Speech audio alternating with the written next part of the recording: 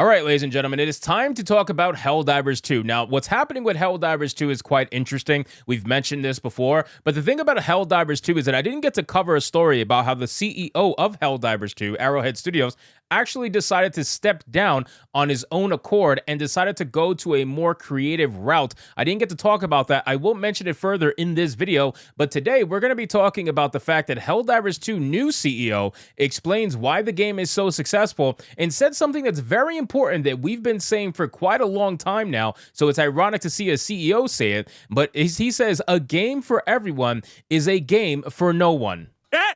He said it! He said it!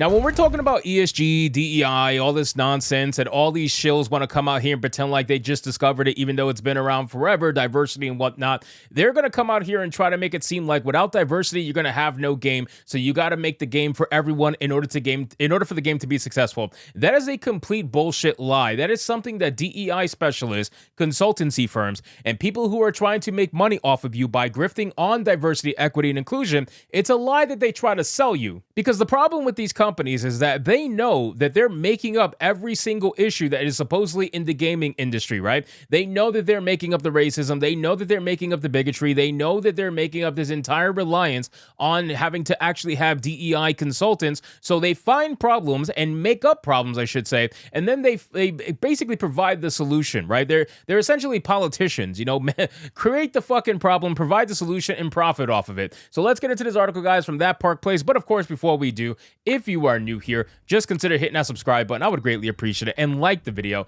to push us out into that YouTube algorithm. So again, ladies and gentlemen, the previous CEO, let's talk about that really quick. He decided to step down from Arrowhead Studios as CEO. He's gone to a more creative route because I'm assuming what ended up happening was he took the blame, number one, for what happened initially with Helldivers 2 and the response that the team had. Because you got to remember, Arrowhead Studios was publicly, anyway, essentially fighting Sony. And you can't really do that when you're contracted with Sony. So I am sure that Sony decided to swoop in and clean house. They fired the community manager. You guys already know about that. But they also probably told him, hey, listen, we're not going to fire you, but you need to step down as CEO. We need to put someone else in place, and you can stay on as creative whatever and help us bolster sales and bolster morale for the game by being the face of the creative department. So you can go do that. Otherwise, you could be out of a job. So he probably ended up taking that, you know, gracefully, mind you, but still. Now we have the new CEO saying this. So the newly appointed CEO of Arrowhead Studios, the development company behind Helldivers 2, Shams Jorjani,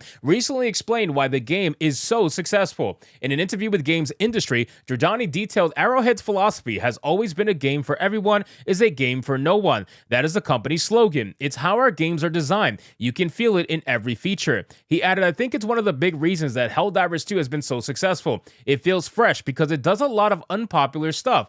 Former CEO Johan Pilestedt, who continues to serve as the company's chairman, also shared his thoughts on why the game is so successful. He said, depending on who you are, you'll always point to different things as to why it was successful. If you're a business exec at a major publisher, you would say it's his live service element that keeps players coming back and the cheaper price point. If you're a game designer, you'll point to the systematic nature of the game. If you're an artist, you'll talk about the day and night cycle, the destructible environments, and the beautiful world. It's the balance between all of these elements. Now, again, ladies and gentlemen, when they try to make you shill for DEI, just understand that statement that the CEO said, and apparently the entire studio goes by, which is news to me, I didn't realize that, but that particular statement is extremely important, ladies and gentlemen. You're gonna have all the DEI shills trying to come out and say, well, that statement, that's gatekeeping. You're just trying to gatekeep people out of the gaming space. And you know what? Yeah, we are. I'm not even gonna try to lie. Like, we are trying to gatekeep certain people out of the gaming space, and those people are the ones who are here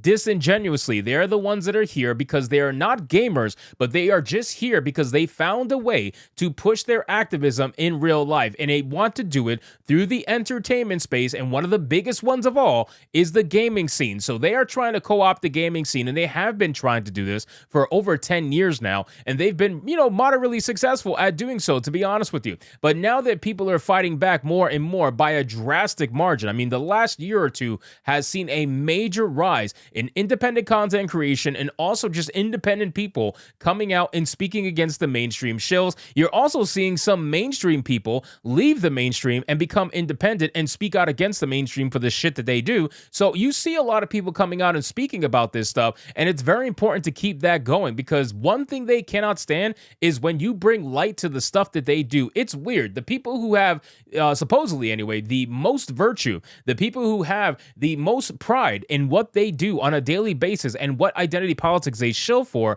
these are the people that prefer to work in the shadows. It's kind of like an oxymoron, but it's something that we've been seeing happening all through the gaming industry.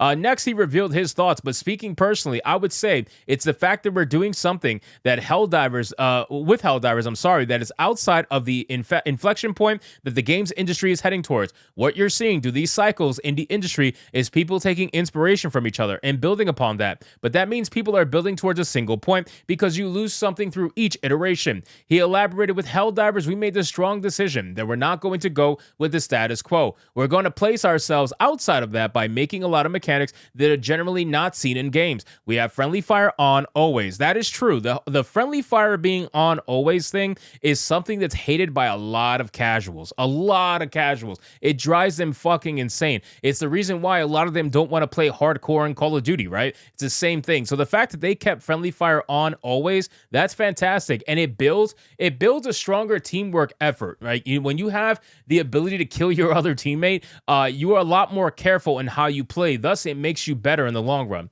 I think people are surprised that we make games this way. They're surprised that the responsibility to not blow up your friends is on you. I agree. As far as the future of the company, it is currently focused on Helldivers 2 and continuing to provide updates for the game. However, he had big ambitions. We feel we have so much more to give and so many more games we want to make. The ambition level and appetite of the organization has grown significantly. We now have a taste of blood and we want more. So to put it simple as humanly possible, they have tasted success and now they want as much of it as possible. You can't necessarily blame them for that. I think anybody who tastes success would want to continue going after it and trying to attain more and more success. I mean, that's just how it works, right? So it's not too shocking that now that they've gotten that level of success, that they would like to continue forward and push that to other games that they work on. But they have to be smart. They have to master one game before they move on to the next. Don't try to expand too quickly. Focus on Helldivers 2. Make it a fantastic experience. It's going to last the test of time, not just 6 months, not just 1 year. Let's see if people are playing it, 5-10 years from now,